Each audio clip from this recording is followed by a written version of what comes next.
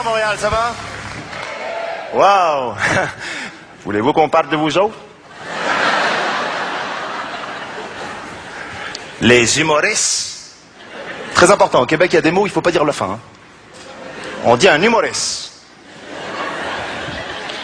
On dit un mécanisme. On dit le Parti socialiste. Vous faites quoi de tous les bouts, là? Il y a une entreprise de recyclage, là, qui fait quelque chose avec ou quoi? Moi, je pense que oui, parce que quand on dit que dans le show business, il faut avoir des contacts.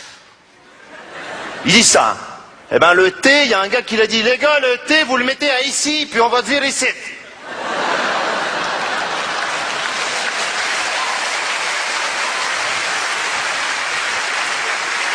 Mais qu'à partir d'aujourd'hui, on dit ici, c'est comme ça. Puis tu m'en mets un aussi à debout. Mais il y en a déjà un à debout. Ben, dis debout, qu'on le claque bien. Alors moi, au début, je pensais que c'était de la paresse, mais c'est pas de la paresse. Le peuple québécois est un peuple travailleur, il n'est pas paresseux. Il rajoute même des mots là où il faut pas. Mon oncle. Wow. Qu'est-ce qui se passe? C'est pour dire, il est à moi, c'est le frère de mon père, je suis content. Bizarrement, ta grand-mère, elle est à toi, mais il n'y a pas de maman grand-mère. Là, les gens se disent, hey, ils se moquent de nous. Non, c'est très intéressant. J'aime bien. C'est un travail que j'essaie de faire sur la langue. C'est plus un travail sociologique qu'une moquerie bidon. Je suis vraiment très heureux d'être ici, vraiment, vraiment. Parce que j'ai vécu au Québec, comme vous le savez. Hier soir, on a fait la fête. On a fêté le 14 juillet. Je le fête jamais en France, mais je l'ai fêté au Québec. C'est bizarre. On a beaucoup bu. C'était le 25e anniversaire aussi du festival. Donc on était bien bourrés, bien chauds. C'est assez étrange au Québec pour décrire des états seconds, on parle de température. Quand on boit, on est chaud, quand on fume, on est gelé.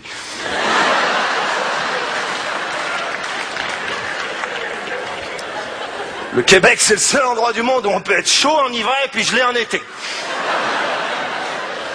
Hier soir, il y avait une fête, le gars était en train de boire une bière et fumer un joint en même temps. Je lui dis, hey, tu vas être tiède.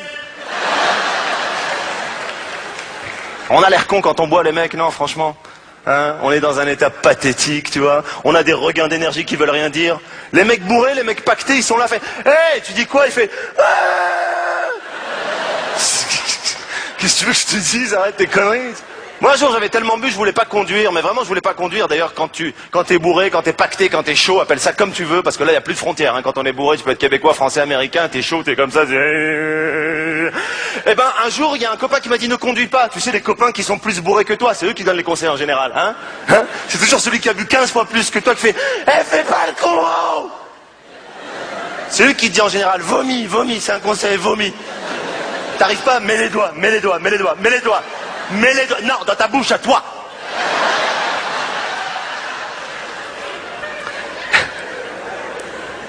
Et je voulais pas conduire. J'ai répondu cette fameuse phrase, hein, la sagesse de l'homme en état d'ébriété, qui dit « Je connais mes limites ». Ça veut rien dire, je connais mes limites. Un jour, pour pas conduire, j'ai fait du stop. Et puis là, s'est arrêté face à moi un camion qui transportait des voitures.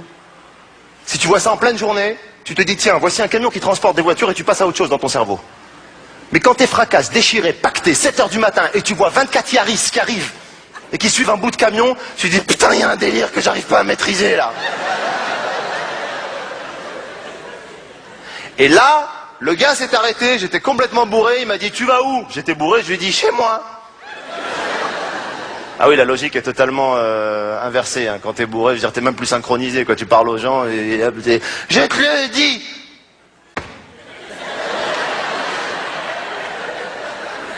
Le gars me dit, ok, très bien, tu veux que je t'amène à la maison, on va sur le plateau, fous-toi dans une bagnole et attends que ça se passe. Je vais sur le plateau, je rentre dans une bagnole, il y avait un mec déjà au volant.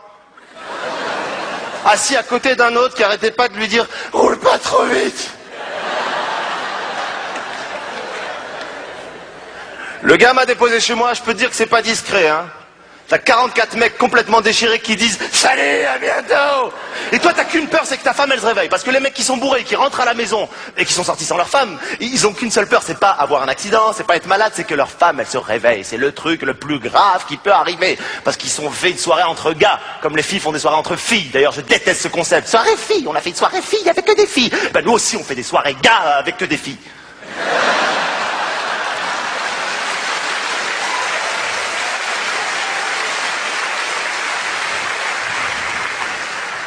Alors le gars, il a peur qu'elle se réveille, sa femme, hein. Il y va tout doucement. Et le mec qui est déchiré, il croit qu'il va pas faire de bruit. On n'est pas cons, les mecs, sérieux.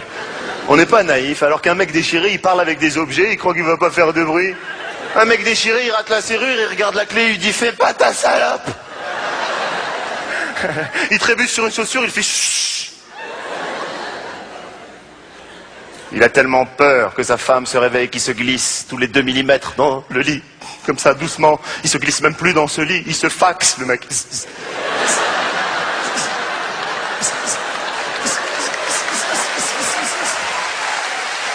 Merci Montréal, à bientôt.